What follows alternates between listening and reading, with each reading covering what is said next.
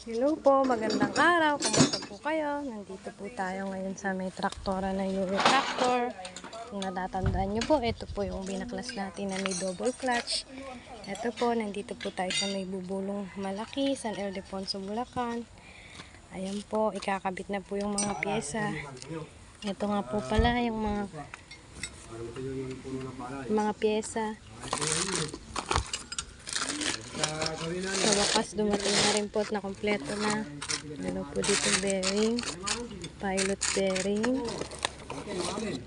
release bearing. Ito po yung clutch lining. Ayan. Ayan, bago po yung kinuha ni Tito na clutch lining.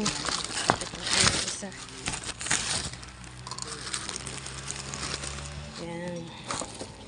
Ito po yung mga clutch lining na binili niya sa Manila sa may Ford Tractor Philippines. Ayan po. Ito naman po yung pressure plate. Ayan. Pina-repaste na po yan. Medyo mabigat. Ayan. Ito po. Ayan. Ayan po, kasalukuyan po naglalagay ng mga jack para po may open po uli yung kanyang ano tawag doon?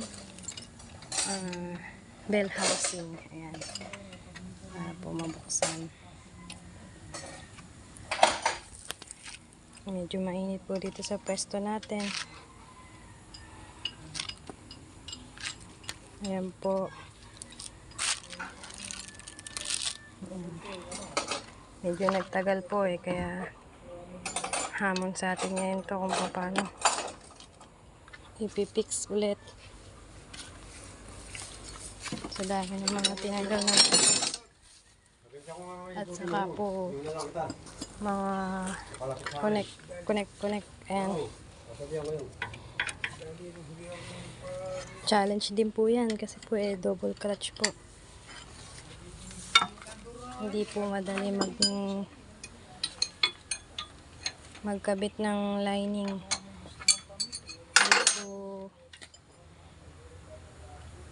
Hindi po ganun kadaling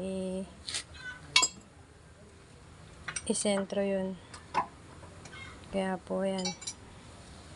Medyo challenge din po yan kasi po double lining po yan. Kaya po doble din po yung i-center niya na i-center niya na lining. So tingnan po natin mamaya kung ano mangyayari. At samahan niyo po kami sa kakabit ng mga pyesa nito.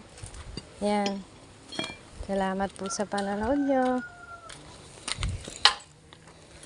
Alam po natin kung anong secret kung paano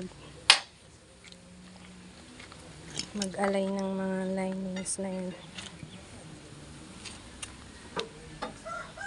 Thank you for watching. Shoutout nga po pala sa mga nag-PPM sa atin. At saka yung mga nagtatanong sa atin ng mga tungkol sa mga about sa mga traktora nila. Yung iba mga nagtatanong kung paano kung ano sira, kung ano posibleng sira o kaya kung paano igagawin. Ayan, nag-PPM po sila sa atin. Hi po sa inyo. Sana po i-like nyo po yung aming post. Pakishare nyo na rin po para po masuportahan nyo po kami. Maraming salamat po.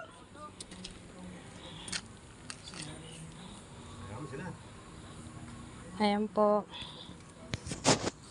Ayan, mamaya po ulit pagka nabuksan na po yung bell housing niya.